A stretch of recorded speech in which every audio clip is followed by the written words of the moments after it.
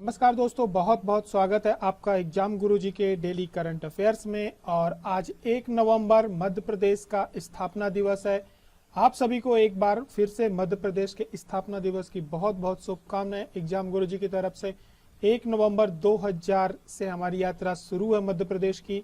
हमारे मध्य प्रदेश की जो विविधताओं से भरा हुआ है, एक बहुत बड़े हमारी कला और संस्कृति से भरा हुआ है, एक धार्मिक स्थान है और शांति का टापू भी कहलाता है, कृषि प्रदेश भी है। आज हम अगले 7 दिनों तक हमारा जो मध्य प्रदेश है अपने जन्म के उत्सव को आयोजित करेगा। जो भी हमारे बहुत सारे रंगारंग कार्यक्रम होंगे सरकार की तरफ से आयोजित किए जाएंगे, स्कूलों में आयोजित किए जाएंगे। ये हमारे इतिहास और हमारी संस्कृति को जानने का एक अवसर होता है। साल में एक बार आता है, हम अपने पुराने इतिहास को भी याद करते हैं और भविष्य की योजनाओं का निर्माण भी करते हैं। इसलिए इस बीच में हमें बहुत सारी जानकारियां मिलेंगी। जो भी जानकारियां मिलेंगी उन्हें मैं करंट अफेयर्स के माध्यम से आप तक पहुंचाता रहूंगा, क्योंकि सरकार अपनी उपलब्धियों के बारे में आपको जानकारी देगी, जनता के बीच में जाएगी, बताएगी कि हमने ये कार्य किए हैं, हमारी यात्रा यहाँ से प्रारंभ हुई थी, हमने ये उपलब्धियां हासिल करी हैं और ये हमारे लक्ष्य हैं। सरकार के लक्ष्य और सरकार की जो उपलब्धियां होती हैं वही एक परीक्षार्थी के लिए एग्जाम में आने वाले प्रश्नों का एक समूह होता है। तो ऐसी उपलब्धियां और ऐसे जो सरकार के लक्ष्य हैं जिनसे प्रश्नों के बनने की संभावना होती है, उन्हें लेकर के हम आपके बीच करंट अफेयर्स में आएंगे और लगातार इसके बारे में अपडेट्स आपको देते रहेंगे। यदि आप एमपीपीएससी प्री और मेंस की तैयारी करना चाहते हैं या कर रहे हैं तो एग्जाम गुरुजी के जो नोट्स हैं, अपडेटेड नोट्स, वो प्लेटफॉर्म पर उपलब्ध हैं। इनके प्राइस में थोड़ी सी बढ़ोतरी अभी की गई है इसमें, लेकिन आपको एक ऑफर दिया जा रहा है, ये केवल नवंबर तक के लिए है। यदि आप प्री के नोट्स परचेज करते हैं तो जो एग्जाम गुरुजी की डेली आंसर राइटिंग प्रैक्टिस है, जिसमें कि मेंस के आपके छोटे छोटे टॉपिक्स में क्वेश्चन आंसर फॉर्मेट में दिए जाते हैं, ताकि आप जब प्री की तैयारी कर रहे हो तो उसी के साथ साथ आपकी मेंस में आंसर लिखने की जो एक प्रैक्टिस होती है वो भी हो जाए, जिसमें 3 मार्कर होते हैं, 5 मार्कर होते हैं, 11 मार्कर होते हैं। इन प्रश्नों का एक समूह होता है, ज्यादा से ज्यादा आपको 30 मिनट्स में ये कंप्लीट करना होता है। इसके वीडियो लेक्चर्स है, पेपर है, इसके मॉडल आंसर की पीडीएफ, ये तीनों चीजें आपको यहाँ पर उपलब्ध होती हैं। ये आपको यदि आप एमपीपीएससी प्री के नोट्स परचेज करते हैं 2022 नोट्स, तो ये आपको साथ में फ्री में मिलती है, जिसकी कॉस्ट 895 है। वहीं पर यदि आप मेंस के नोट्स परचेज करते हैं तो एमपीपीएससी 2021 की जो मेंस की टेस्ट सीरीज चल रही है, जिसमें आपकी कॉपियों की चेकिंग की जाएगी, वो इसकी जो वर्थ है इस समय 1295 कर दी गई है टेस्ट सीरीज की, जो अभी हाल ही में 2495 में थी, वो आपको इसके साथ फ्री मिलेगी। यदि आप मेंस आपका टारगेट 2021 है जिनका, उनके लिए तो अच्छी बात है, लेकिन जिनका 2022 टारगेट है, वो मेंस की तैयारी भी कर रहे हैं, तो वो भी इस टेस्ट सीरीज का लाभ ले सकते हैं, क्योंकि उनके पास भी उतना ही समय है मेंस के पढ़ने का। क्योंकि जो फरवरी में आयोजित होगी मेंस की परीक्षा, उसके बाद 1 से 2 महीने के बाद, 2 महीने का ज्यादातर समय 2 महीने का ही देंगे, इसके बाद अप्रैल में लगभग प्री की परीक्षा भी आयोजित हो जाएगी। तो अब जो पढ़ाई अभी चालू कर रहे हैं या जिनकी पढ़ाई चल रही है, तो उन्हें भी अभी मेंस ही पढ़ना चाहिए। तो आप साथ साथ में ये टेस्ट सीरीज दे करके अपनी प्रैक्टिस भी कर सकते हैं, क्योंकि सिलेबस वही है और आपका जो अगला मेंस का आयोजन होगा उसमें भी यही कि लगभग पूरा का पूरा सिलेबस वही आना, इसमें कुछ बदलाव तो होना नहीं है। तो आप इस टेस्ट सीरीज का फायदा ले सकते हैं। आगे की तरफ बढ़ते हैं, करंट अफेयर्स की शुरुआत करते हैं। कल के रिवीजन के साथ हमने देखा था मध्य प्रदेश राज घुड़सवारी एकेडमी कहां पर है, तो ये भोपाल में है। यहाँ पर अभी स्पोर्ट्स एकेडमी में यहाँ पर होने वाले खेल होने वाले हैं। मुख्यमंत्री उद्यम क्रांति योजना में कितनी राशि तक की योजनाएं स्वीकृत की जाती हैं, तो 50 लाख रुपए तक की योजनाएं स्वीकृत की जाती हैं। सरकार अगले 7 दिनों तक नहीं, आने वाले जो चुनाव है वहां तक इस क्रांति योजना को लगातार खबरों में लेकर के रहेगी और यहां से प्रश्नों के बनने की बहुत सारी संभावनाएं हैं। प्रदेश में कुल कितने सीएम राज्य स्कूल खोले जाएंगे, तो 9095 खोले जाएंगे। इसके जो एक्चुअल आंकड़े हैं अगले इस महीने तक में आ जाएंगे, तो हम आपको उसके बारे में अपडेट्स देते रहेंगे, लेकिन 9000 के ऊपर हैं। प्लास्टिक कचरा उत्सर्जन में मध्य प्रदेश किस स्थान में है, तो मध्य प्रदेश 11वें स्थान पे है, पहले स्थान पर उत्तर प्रदेश है। बुंदेला विद्रोह के दौरान ब्रिटिश सरकार ने किस क्रांतिकारी को फांसी दी थी, तो नरहोट के मधुकर शाह को दी थी। आगे की तरफ बढ़ते हैं, देखते हैं प्रश्न क्रमांक 6। यूएनपी के उत्सर्जन गैप रिपोर्ट 2021 के अनुसार ग्रीन हाउस गैस उत्सर्जन में शीर्ष उत्सर्जक देश कौन सा है, तो इसमें जो शीर्ष उत्सर्जक देश है वो चाइना है। इसके बारे में मैंने आपको बहुत डिटेल में बताया है, इसका कब गठन हुआ, किस राज्य के किस देश की क्या स्थिति है, कौन से नंबर पे आता है। भारत का जो वैश्विक रूप से है उसका बहुत कम है उत्सर्जन, तो आप पिछले करंट अफेयर्स में आप देख लेंगे, वहां पे पूरी डिटेल दी है बाकायदे, जहां से प्रश्नों की पूरी बनने की संभावना है। माइक्रो ब्लॉगिंग साइट ट्विटर की स्थापना कब हुई थी? 2006 में हुई थी। इसके जो नए सीईओ होंगे वो होंगे एलोन मस्क। उन्होंने इसको परचेज काफी पहले कर लिया था, इसको खरीद लिया था, लेकिन उसकी जो फॉर्मेलिटीज हैं वो उन्होंने अभी कंप्लीट करी हैं। कितनी राशि में खरीदी है ये हमारे लिए जानना महत्वपूर्ण नहीं है, लेकिन उसमें एलोन मस्क की और कौन कौन सी कंपनियां हैं उनकी, उसके बारे में हमने आपको वहां पर जानकारी दी थी।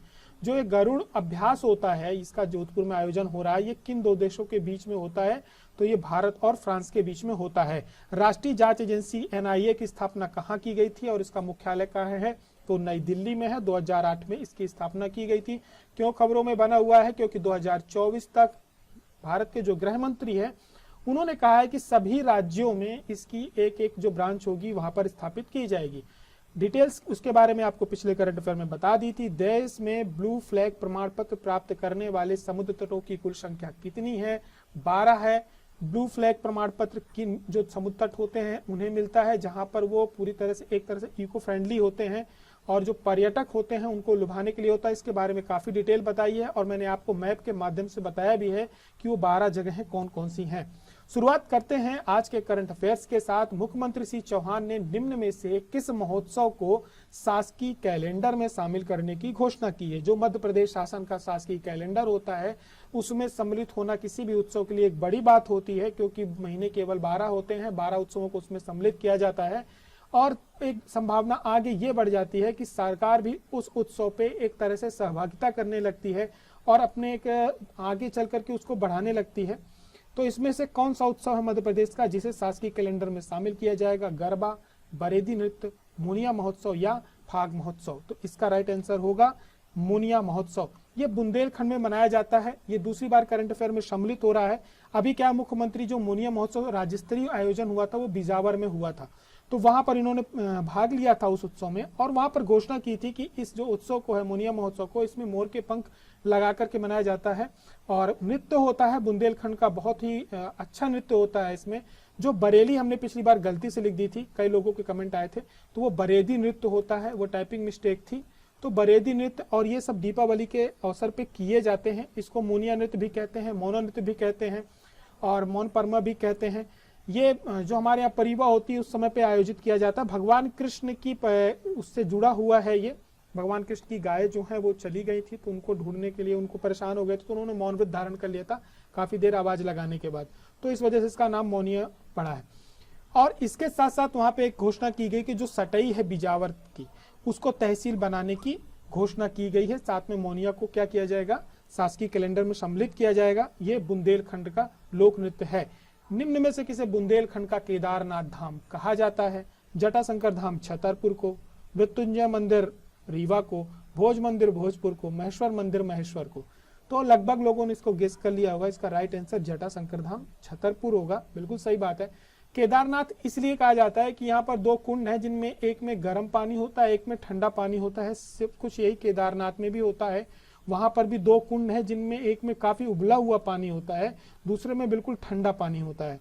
और दूसरा ये जो शिव जी का धाम है और काफी प्रसिद्ध है, तो इस वजह से इसे वहां क्या कहा जाता है? वहां बुंदेलखंड का केदारनाथ धाम कहा जाता है। हाल ही में मुख्यमंत्री ने इसकी घोषणा करी है कि जटाशंकर जो धाम है इसे पर्यटन स्थल पर घोषित किया जाएगा, यानी मध्य प्रदेश की जो सूचियां है पर्यटन स्थलों की उस पर इसे सम्मिलित किया जाएगा। उसके बाद ये हो जाता है, देखिए पर्यटन स्थल जब वो घोषित हो जाता है तो वहां पर मध्य प्रदेश सरकार की जो भी योजनाएं होती हैं उसका उस स्थल को लाभ मिलने लगता है।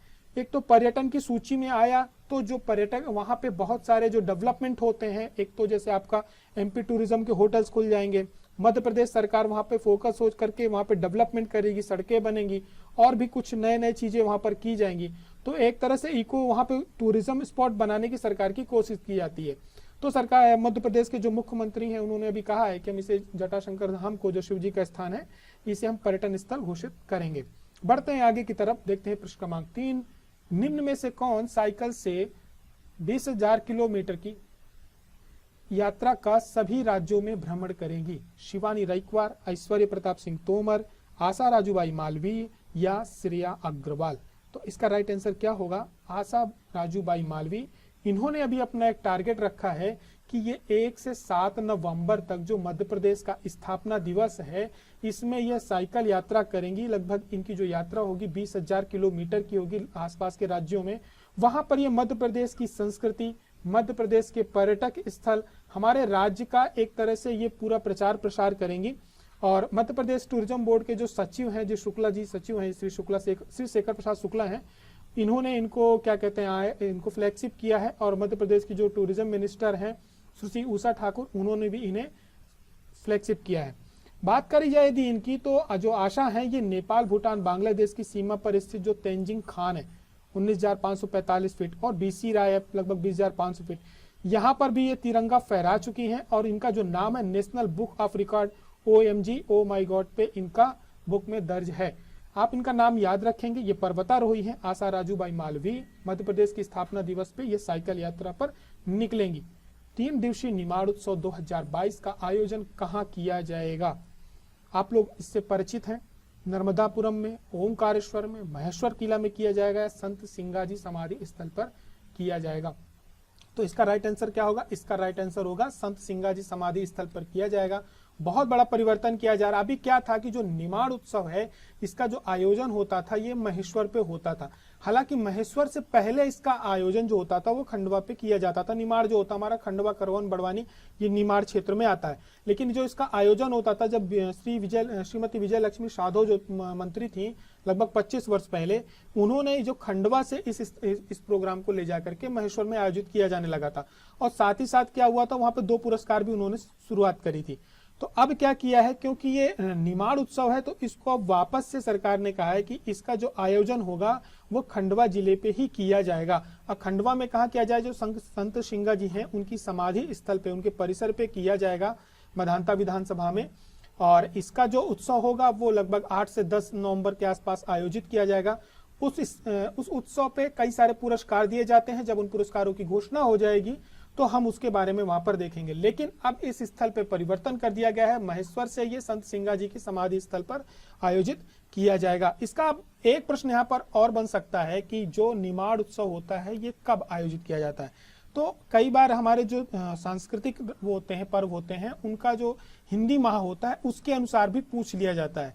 तो ये याद रखना है, ये जो कार्तिक की पूर्णिमा होती है इस अवसर पर इसका आयोजन किया जाता है। आगे की तरफ बढ़ते हैं और देखते हैं प्रश्न क्रमांक 5। राष्ट्रीय देवी अहिल्या सम्मान की स्थापना किस वर्ष की गई थी? 1992 में की गई थी, यहाँ पे 1993 में की गई थी, 3 रखना था, 1983 में की गई थी या 96 में की गई थी? इसका राइट आंसर क्या होगा? इसका राइट आंसर होगा 96 में की गई थी। ये प्रश्न इसलिए सम्मिलित किया गया है क्योंकि जो निमाड़ उत्सव का आयोजन होने वाला है वहां पर 2 पुरस्कारों की घोषणा होगी। एक तो आपका जो तुलसी पुरस्कार है वो, और दूसरा जो देवी अहिल्याबाई पुरस्कार है वो। ये दोनों पुरस्कारों की वहां पर घोषणा होगी और सम्मानित किया जाएगा।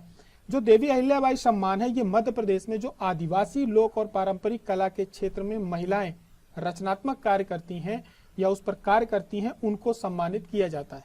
इसकी जो स्थापना हुई थी ये 1996 में हुई थी। और जो पहला अहिल्याबाई सम्मान दिया गया था, देवी अहिल्याबाई सम्मान, तो ये तीजन बाई को दिया गया था, जो कि पांडु गायिका थी, पांडवानी गायिका थी। इनको पद्म पुरस्कार भी दिया गया है। ठीक है, इसमें क्या दिया जाता है? 2 लाख रुपए का सम्मान दिया जाता है सम्मान राशि के रूप में, साथ में श्रीफल और शॉल प्रदान की जाती है। आगे की तरफ बढ़ते हैं और शुरुआत करते हैं राष्ट्रीय अंतरराष्ट्रीय खबरों के साथ। निम्न में से किस देश की टीम ने 7वां फीफा अंडर 17 महिला विश्व कप 2022 का खिताब जीता है? स्विट्जरलैंड ने, ब्राजील ने, कोलंबिया ने या स्पेन ने? तो इसका राइट आंसर क्या होगा? इसका राइट आंसर होगा स्पेन। डिटेल यहाँ पर देख लेते हैं। इसका जो आयोजन हुआ था अंडर 17 विमेन्स वर्ल्ड कप का, ये हुआ था भारत में। और ऐसा पहली बार हुआ था कि भारत पुरुषों के 2017 FIFA world under 17 world cup होता है वो, साथ साथ में महिलाओं का जो अंडर 17 वर्ल्ड कप होता है 2022, इसका आयोजित किया। इसका 2020 में होने वाला था, लेकिन कोविड की वजह से इसका आयोजन इस साल 2022 में किया गया है। अब इसमें जो जीता है वो जीता है फाइनल में कोलंबिया को हरा करके। स्पेन ने इस पे जीता। 2 लोगों के बीच फाइनल हुआ था। अपने भारत में कहाँ कहाँ इसका आयोजन किया गया? तो एक तो भुवनेश्वर में किया गया था, ओडिशा में, वहाँ के जो कलिंगा स्टेडियम है, ये हॉकी स्टेडियम है, वहां पर हुआ था। मंडगांव गोवा के पंडित जवाहरलाल नेहरू स्टेडियम में हुआ था। नवी मुंबई का जो डीवाई पाटिल स्टेडियम है वहां पर हुआ। तो ये जो फाइनल हुआ था ये डीवाई पाटिल स्टेडियम में किया गया था। इसकी जो शुरुआत हुई थी, पहली बात तो ये द्विवार्षिक फुटबॉल समारोह है। इसकी जो शुरुआत हुई थी 2008 में हुई थी अंडर 17 वर्ल्ड कप की, और ये पहली बार है, मैंने आपको बताया कि फीफा फुटबॉल को इसका जो भारत में आयोजित हुआ है। इसके पहले स्पेन और उत्तर कोरिया हैं जो 2 बार इसको जीत चुके हैं। Federation international D football association यानी फीफा की एक इंटरनेशनल संगठन है। इसका जो मेन काम है वो फुटबॉल और फुटसल, बीच सॉकर इनको नियंत्रित करता है। इसके जो सदस्य हैं वो 211 देश है, भारत भी है इसमें। साथ साथ में ये पुरुषों और महिलाओं के जो विश्व कप होते हैं अंडर 17 के अलावा 2 और 2-4 उनका भी आयोजित करता है। इसकी जो स्थापना हुई थी ये 1904 में हुई थी, पेरिस के फ्रांस में हुई थी, फ्रांस के पेरिस में हुई थी। ठीक है, इसका जो मुख्यालय वो कहाँ पे, इसका मुख्यालय ज्यूरिख में है, स्विट्जरलैंड में, और इसके जो करंट अध्यक्ष हैं वर्तमान में वो गियानी इन्फेंटिनो हैं।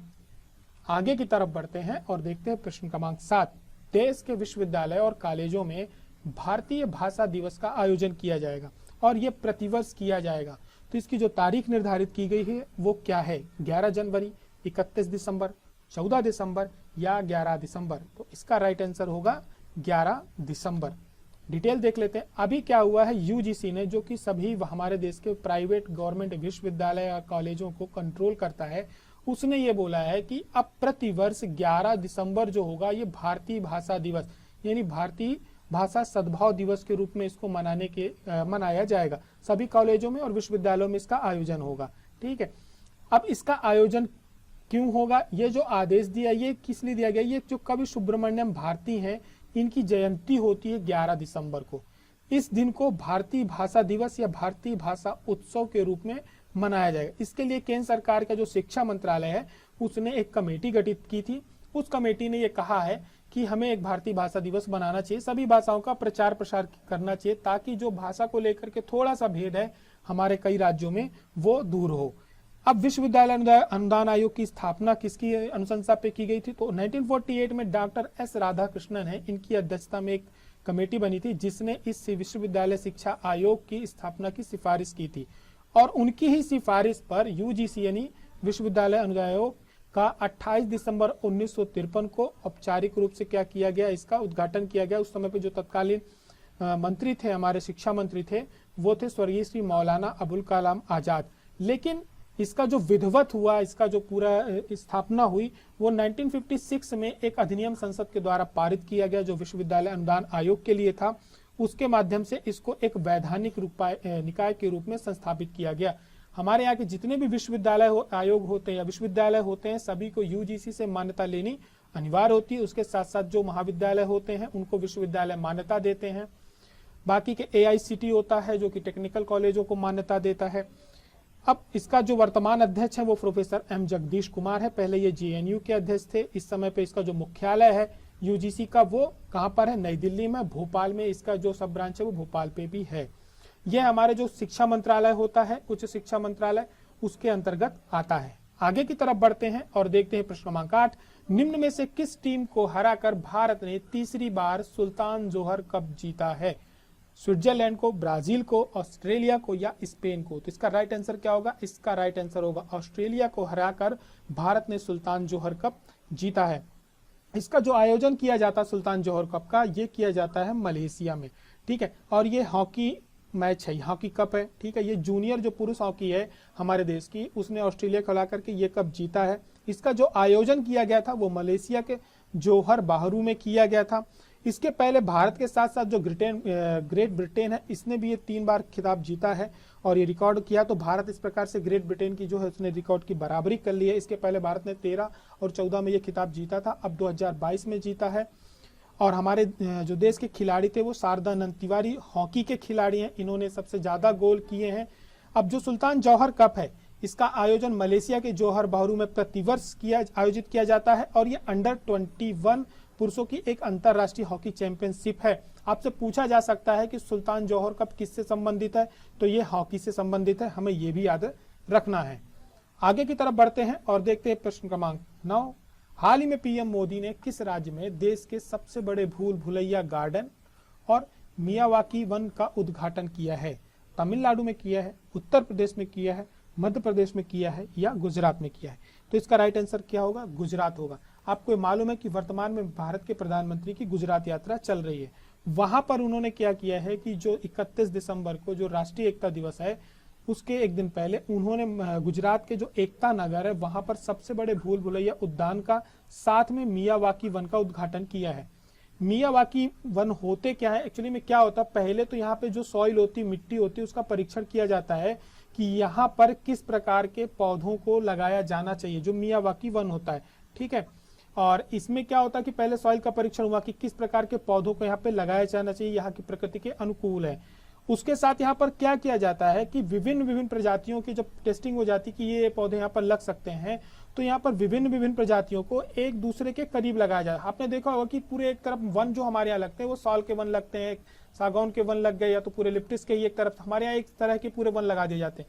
लेकिन यहाँ पर अलग अलग प्रजाति के जो पौधे होते हैं उनको लगाया जाता है, और उनमें भी ये होता है कि कौन एक दूसरे के ऊपर डिपेंडेंट है, किसको कहाँ से भोजन मिलेगा। तो ताकि इसका फायदा ये होता है कि ये एक तरह से जब इनको एक दूसरे से पोषण भी मिलता है, और इनकी जो वृद्धि होती है वो अन्य वनों की अपेक्षा जहां पर एक तरह के पौधे लगे होते हैं उससे 10 गुना तेजी से होती है। और साथ में यदि किसी वन को तैयार होने पे जो एक समय लगता है उससे 30 गुना अधिक समय पे, यानी लगातार, मतलब यदि एक को 1 वर्ष लग रहे हैं उसको तैयार होने में, तो ये आप ये 10 वर्ष लग रहे हैं तो ये उससे पहले 2 वर्ष, लगभग 2 वर्षों के अंदर वो उतनी तैयारी से हो जाएगा। और साथ में इनकी जो ग्रोथ होती है वो काफी ज्यादा होती है और ये घने होते हैं।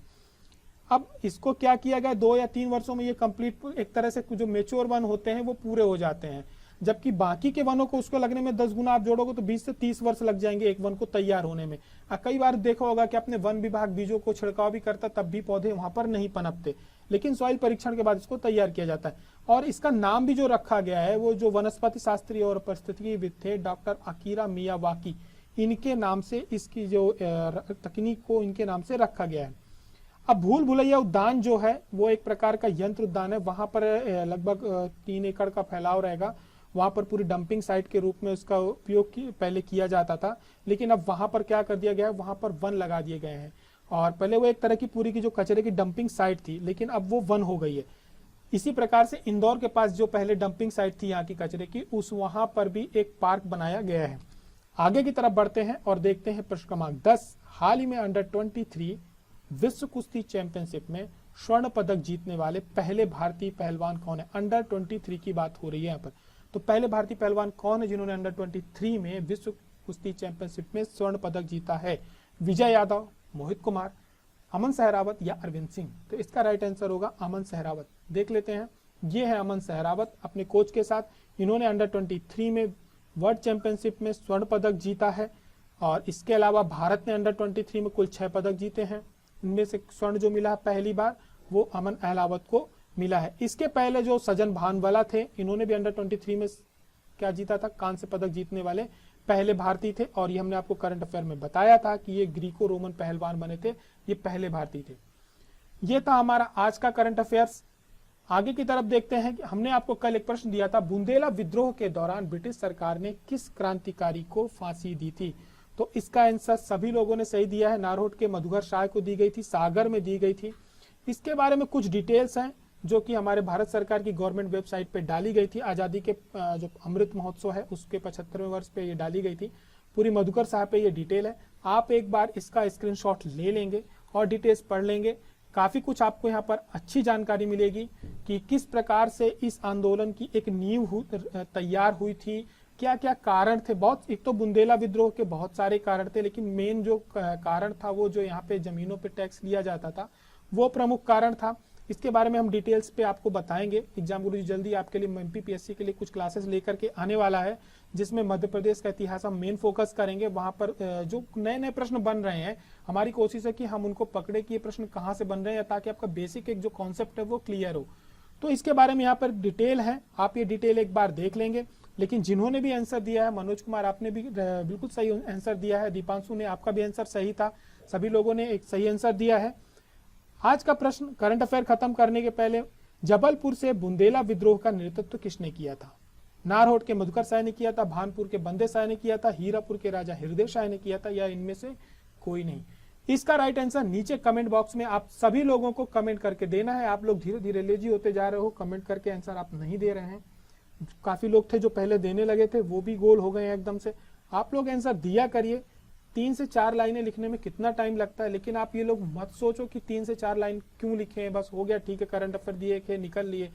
आप एक आंसर नहीं देते हो, आप उस प्रश्न से संबंधित जो भी जुड़ी हुई, उस व्यक्तित्व से संबंधित या उस जगह से जुड़ी हुई जो भी फैक्ट्स होते हैं वो आपके मजबूत होते हैं, क्योंकि आप उसको पहले वेरीफाई करते हो, इसके बाद देते हो। लेकिन एग्जाम गुरु जिनको लाइक करता है वो उनके आंसर राइट होते हैं, और जिन्हें हार्ड देता है, आप सभी लोग जो भी करंट अफेयर्स देखते हैं और उनकी इच्छा नहीं होती कमेंट करने की, मेरा आप सभी लोगों को सुझाव रहेगा कम से कम इतना करा करिए कि जिन्हें हार्ड मिलता है उनके आंसर आप जरूर रीड कर लिया करिए, ताकि इस प्रश्न से जुड़े हुए जो भी डिटेल्स हैं वो आपको जानकारी में आ जाए। बाकी जो लोग कमेंट करके राइट आंसर दे रहे हैं, साथ में जानकारी दे रहे हैं, वो सभी इसका फायदा जो होगा, जो अगली परीक्षा आयोजित की जाएंगी मध्य प्रदेश में, उसके बाद मुझे पूरा विश्वास है कि आप कमेंट बॉक्स में जरूर करके बताएंगे कि सर हमें ये फायदे हुए हैं, हमारे ये प्रश्न यहाँ से बने थे, हमने यहाँ पर पढ़ा था और आपको बताया था, तो इसका आंसर राइट हुआ है। इस प्रकार से आज का करंट अफेयर यहाँ पर खत्म होता है। आप सभी को एक बार फिर से मध्य प्रदेश के स्थापना दिवस की बहुत बहुत शुभकामनाएं। यदि आप एमपीपीएससी मेंस की टेस्ट सीरीज दे रहे हैं 2019 या 2021 की, और आप ज्वाइन करना चाहते हैं तो ये कर सकते हैं। इसमें ऑफर चल रहा है, इस समय 995 रुपए में है, जो कि 2499 की थी, और इसको 1295 कर दिया गया है। इन दोनों टेस्ट सीरीज में आपकी कॉपी प्रॉपर चेक करी जाएंगी, कमेंट करके बताई जाएंगी। वो स्टूडेंट जो 2022 की तैयारी भी कर रहे हैं, वो चाहे तो इस 21 की टेस्ट सीरीज को ज्वाइन कर सकते हैं, पूरा लाभ मिलेगा। ऐसा नहीं है कि अब अगले वर्ष जब आपकी बरसात आएगी उसके बाद आप छाता खोजने बाहर निकलोगे, ये काम नहीं करना है। अपन मेंस पढ़ रहे हैं तो अपने को मेंस की टेस्ट सीरीज भी, या आप खुद से प्रैक्टिस करना चाहते हो तो खुद से करो। आप यदि ज्वाइन करना चाहते हैं तो नीचे जो दिए गए नंबर हैं आप इनमें संपर्क करिए। एग्जाम गुरुजी का ऐप डाउनलोड करिए, वहां से आप इसको ज्वाइन कर सकते हैं। साथ ही इस माह के जो संडे है वहां से हम करंट अफेयर का वीकली टेस्ट आयोजित करेंगे। इसके बारे में आपको डिटेल्स मैं करंट अफेयर्स में बताता रहूंगा। आपको करंट अफेयर कैसा लग रहा है आप कमेंट करके जरूर बताएं। यदि पसंद आ रहा है तो उसको शेयर करना नहीं भूलें। फिर हमारी और आपकी मुलाकात होती है कल के करंट अफेयर्स के साथ। तब तक अपना ध्यान रखें। जय हिंद, जय भारत।